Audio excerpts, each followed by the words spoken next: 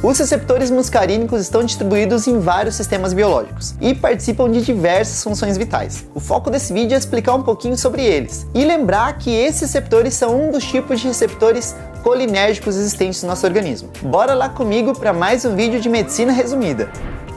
Antes de mais nada, eu só quero lembrar vocês que um curso de farmacologia focado em sistema nervoso periférico autônomo acabou de ser liberado. Essa turma vai ficar disponível para aquisição de vagas por uns 2 meses, pessoal. Depois disso, as vagas fecham. Então, se você veio parar nesse vídeo porque você queria entender um pouquinho mais de fármacos que trabalham na parte muscarínica, nicotínica, é a sua chance de aprender de verdade esse conteúdo. São 18 horas de aula, com alguns mapas mentais, com alguns questionários para testar o conhecimento. Corre lá na descrição, garante sua vaga, clicando no link e adquirindo o curso. A gente se vê por lá.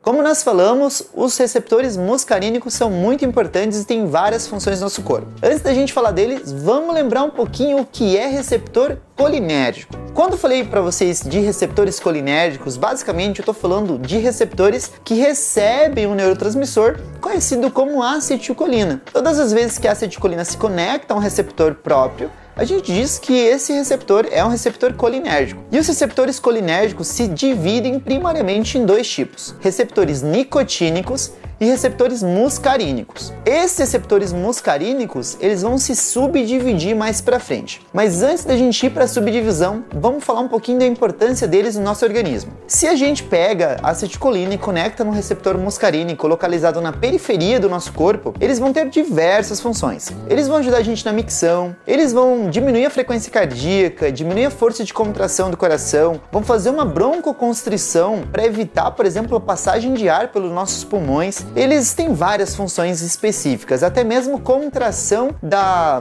musculatura intestinal eles fazem para aumentar o peristaltismo. Agora, quando a gente fala deles localizados no sistema nervoso central, esses receptores muscarínicos também têm diversas funções. Eles participam na memória, eles participam na parte cognitiva, trabalham no comportamento social, trabalham até mesmo no controle das emoções, do sono e da vigília. Então, esses neurotransmissores conectados a esses receptores têm muitas funções espalhadas por todo o nosso corpo. Agora, falando um pouquinho dos subtipos desse receptor muscarínico. O primeiro subtipo do receptor muscarínico é chamado de receptor muscarínico M1. Esse receptor se localiza basicamente em 2 lugares. O primeiro lugar onde a gente vai encontrar ele é lá no intestino, e especificamente no nosso estômago. O estômago tem uma célula chamada células oxínticas, ou até mesmo células parietais. Essas células elas têm a função de produzir ácido clorídrico, que é uma substância muito importante para fazer a degradação do que a gente acaba de comer, né? Da nossa comida, do nosso alimento. Uma das substâncias que consegue estimular a produção desse ácido clorídrico é a nossa acetilcolina. Ela se liga no receptor M1 localizado nessa célula e estimula a produção desse ácido. Esse receptor M1 também se localiza em alguns lugares do sistema nervoso central, pessoal. E os lugares que a gente encontra eles são nos neurônios estriatais, no tegumento mesopontino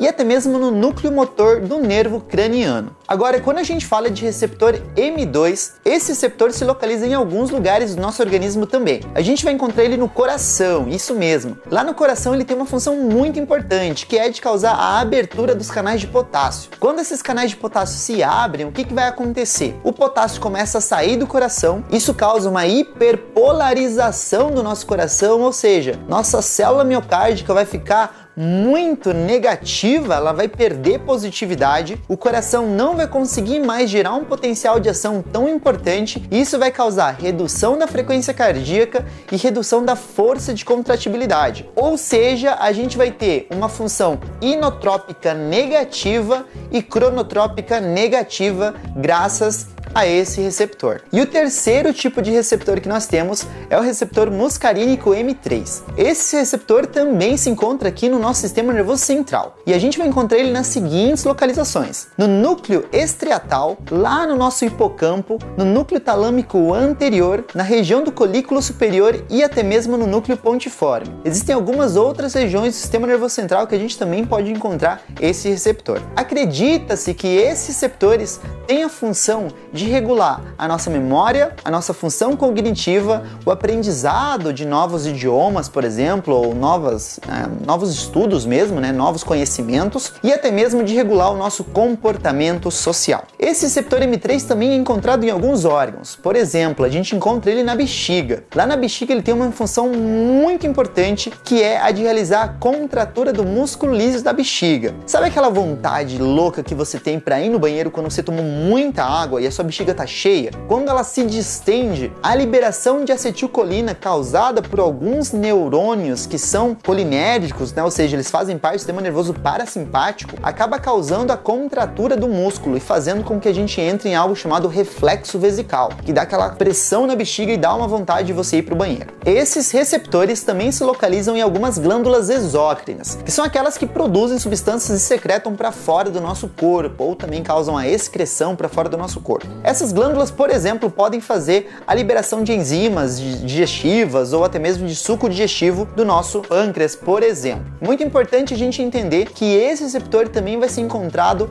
lá na região da próstata, e ele participa na secreção do líquido seminal produzido na próstata. Nós temos outros receptores como o receptor M4 e o receptor M5, mas o M5 ainda está em estudo e não acredita-se ainda muito bem sobre a função, não se sabe muito bem a função que ele tem, e nós não temos nem fármacos ainda que atuam precisamente sobre ele. E o receptor M4 nós temos já um pouquinho de entendimento, sabe-se que ele se localiza aqui no nosso sistema nervoso central e em algumas regiões periféricas, e que a função básica dele é causar uma autoinibição da secreção de acetilcolina. Ou seja, imagina um botãozinho sináptico liberando acetilcolina. Essa acetilcolina ela tem que ir para a membrana pós-sináptica e causar o efeito dela no outro neurônio. Um pouquinho da acetilcolina volta para o próprio neurônio que acabou de liberar ela, se conecta no receptor M4 e causa a inibição da liberação de ainda mais acetilcolina. É como se ele falasse: ó, receptor, avisa lá dentro da célula, do neurônio, que a gente não está precisando mais liberar acetilcolina porque o efeito já foi dado aqui dentro. Basicamente é essa a função do receptor M4.